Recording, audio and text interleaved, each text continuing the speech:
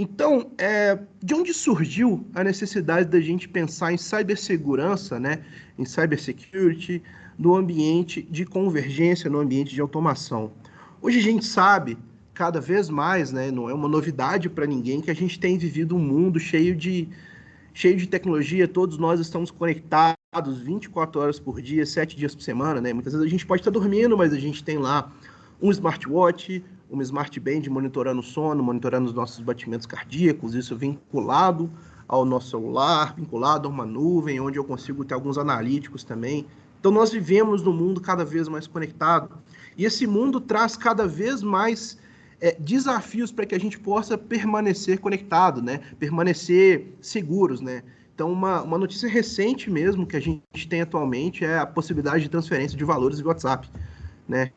Então, assim, cada vez mais a gente tem que se preocupar. Imagina alguém, né? A gente já teve problemas, a gente vive alguns casos, não sei de vocês aí, quem já experimentou passar por a situação de ter o WhatsApp clonado, de ter, né, algum conhecido com o WhatsApp clonado, alguém te pedindo dinheiro aí de uma fonte duvidosa.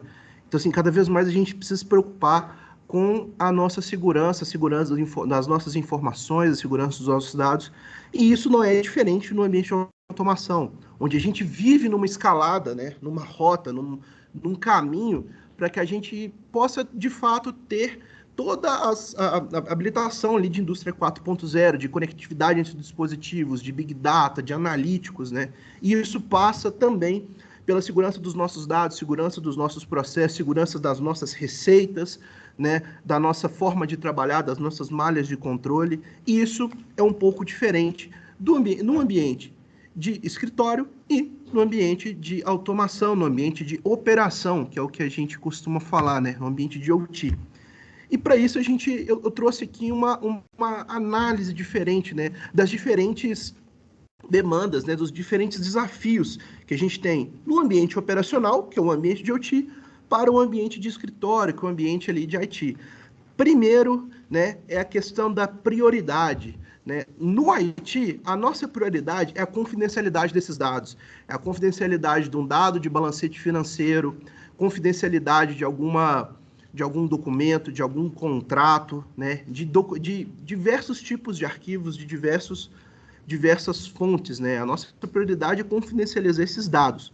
Já na automação, a nossa principal no ambiente operacional, a nossa prioridade é manter a integridade do sistema. Né? Hoje a gente sabe, né? Quem nunca ouviu essa pergunta, quanto custa o seu tempo de hora parada? Quanto custa uma falha de integridade desse sistema? Seja uma falha de integridade mecânica, elétrica, computacional, enfim. Quanto custa isso, né? Então, a nossa prioridade, o principal ponto para o OT, o principal ponto que a gente tem enxergado, né, nos nossos clientes, no nosso dia a dia, é a integridade e confiabilidade desse sistema. Né? A gente vê, o meu sistema está rodando, quanto que é o tempo de parada, quanto é a parada não planejada para esse sistema, e até a gente vai em processo de otimização, né, de melhoria de parada, processo de manufatura enxuta e etc. Um outro ponto que a gente considera também são as arquiteturas. Né? As arquiteturas no TI são arquiteturas semelhantes, em sistemas multicamadas, né? Trazendo uma acessibilidade. Então, o TI eu vou ter o quê? De ativos? Eu vou ter os meus computadores integrando no mesmo protocolo de rede, às vezes fazendo um SNMP para coletar algum tipo de informação da minha infraestrutura de switches, né, alguma conexão com o servidor, mas os meus sistemas multicamadas, o desafio é trazer acessibilidade para eles conversam entre si, os setores conversam entre si. Já nas arquiteturas de automação, muitas vezes a gente tem sistemas proprietários, que consistem em sistemas isolados. Eu vou ter, por exemplo, uma ilha de máquinas que a automação é de um fabricante e o meu assessoramento é de outro. Já uma outra ilha que eu vou ter uma outra filosofia de controle, uma outra filosofia de automação, uma outra estruturação disso.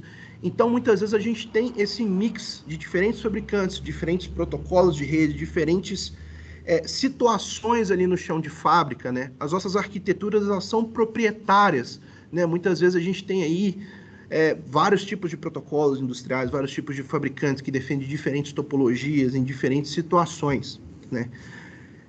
Já um outro ponto também são os meus endpoints, os meus dispositivos ali do usuário, né? Hoje os dispositivos no meio do IT são dispositivos homogêneos, então a gente vai estar falando ali em computadores, a gente vai estar falando ali em servidores, algumas vezes smartphones, impressoras, câmeras IP. São dispositivos homogêneos, geralmente baseados em sistema operacional. Já na automação, a gente tem, né, da mesma forma que a gente tem uma arquitetura proprietária, a gente tem sistemas completamente diferentes. Eu vou ter um controlador Siemens, um controlador Schneider, Rockwell, que vai trabalhar, né, com um protocolo de rede ali, né, dentro das camadas de aplicação, um SIP, eu vou trabalhar um Profinet RT. Então a gente tem esses diferentes desafios, né? E por último, a gente tem os resultados. Os resultados de uma boa infraestrutura de TI, eles são digitais, são para otimização de processo, são para melhorar algum tipo de burocracia, algum tipo de procedimento, se adequar a alguma norma, se adequar, né, uma ISO 9001 ou o que quer que seja. A gente tem outras normas, ISO 27000, pensando aqui no nível de cibersegurança, né, de segurança da informação. Já no nosso ambiente operacional, os nossos resultados eles são físicos e visíveis, né? É possível quantificar, eu produzi 10, 15, 30 toneladas a mais de minério aplicando algum tipo de otimização ou reduzindo, né, o tempo de falta de integridade do meu sistema, ou eu consigo melhorar o meu produto final, melhorar ali meu aço, melhorar ali a produção, né, trazendo mais número mesmo, produzindo mais, gastando menos, garantindo maior integridade do meu sistema e menor tempo de máquina parada. Então, os desafios do nosso sistema operacional, da nossa região operacional, região fabril, as tecnologias de automação, os desafios são diferentes da nossa tecnologia de informação.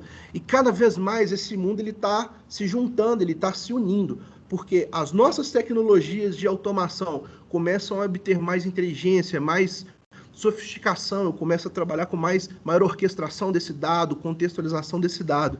E já os meus sistemas de TI, eles precisam chegar lá no fundo para trazer uma tomada de decisão baseada em analíticos, baseado em Big Data para a minha operação. Então, a gente cria uma zona de convergência, a gente cria, né, a gente hoje tem vivido uma automação que está subindo a nível de TI e um TI que está descendo a nível de operação, né? Justamente para poder integrar, a gente ter o melhor dos dois mundos aplicado nos dois mundos, né? Então, os nossos desafios, eles são diferentes. E para isso, a gente precisa ter metodologias diferentes, uma forma de trabalhar diferente, né? Que é o que o Ítalo vai trazer depois para a gente. Quando a gente pensa em cibersegurança, a gente tem que sempre pensar em metodologias, né?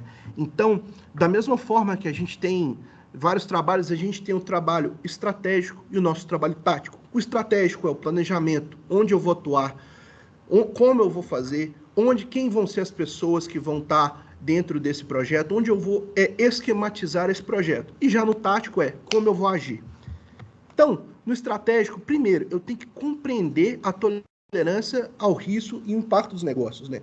O que eu estou correndo risco? Quanto custa um tempo de máquina parada? Qual a integridade do meu sistema, né? Onde eu tenho os gargalos do meu sistema? Onde eu encontro aqui as inconsistências do ponto de vista computacional que podem vir a sofrer um ataque de hacker, seja um ataque de DDoS, um man-in-the-middle, enfim, os diferentes ataques que a gente conhece. Depois, qual é a postura de segurança que eu vou ter, né? Eu vou estar trabalhando só com firewall, eu vou estar criando diretrizes, porque muitas vezes a nossa segurança de informação ela é baseada também em normas, em culturas, né? Em processos que devem ser implementados, né? Então, qual vai ser a minha postura em relação à minha cibersegurança? O terceiro é desenvolver um perfil de segurança. O que é esse desenvolvimento de um perfil de segurança? Quem vai ter acesso ao quê? Qual profissional vai ter acesso a qual máquina, a qual estrutura? Quem vai estar trabalhando ali dentro? Quem vai ter quais interações com o meu sistema? Para depois eu vir para o meu sistema prático, que é implementar um plano de ação com priorização. Onde eu vou atuar primeiro, onde eu vou atuar depois, onde eu vou trabalhar, seja na atualização de um firmware, seja na padronização de um firmware, seja na implementação de um firewall ali no chão de fábrica, seja no monitoramento dos meus ativos, na gestão dos meus ativos de automação. e o gerenciamento e a resposta em caso de falhas, em caso de desastre. Né? Como eu vou trabalhar caso o meu sistema ele entre em algum tipo de colapso, caso o meu sistema, minha rede ela sofra algum tipo de problema, algum sequestro, caso eu sofra um ataque de DDoS, um ataque de worm, o que quer que seja. E lembrando que essa ação tática ela é contínua, porque nossos sistemas, cada vez mais eles vêm crescendo, eu vou precisar trocar uma peça, eu vou precisar modernizar um sistema. Então, toda essa implementação desse plano, ela é algo contínuo que vem acontecendo, né? Que é uma detecção contínua, não só das ameaças, às exposições que o meu sistema ele tá vinculado, como também como eu vou atuar, né? Dados as novas, né? Os novos ataques que vêm surgindo. Cada vez mais a gente vê notícias de novos ataques, novas ameaças, novos tipos de vírus, novos tipos de ransomware. Então, cada vez mais a gente tem que se preocupar em fazer isso de maneira contínua. A implementação de cibersegurança, isso é importante ser ressaltado. Ela não é um retrato, não é algo parado no tempo, mas é algo que a gente tem que fazer continuamente. Continuamente. Eu sempre faço um paralelo quando eu falo sobre essa continuidade, porque, como vocês podem ver, eu estou um pouquinho acima do peso e tal.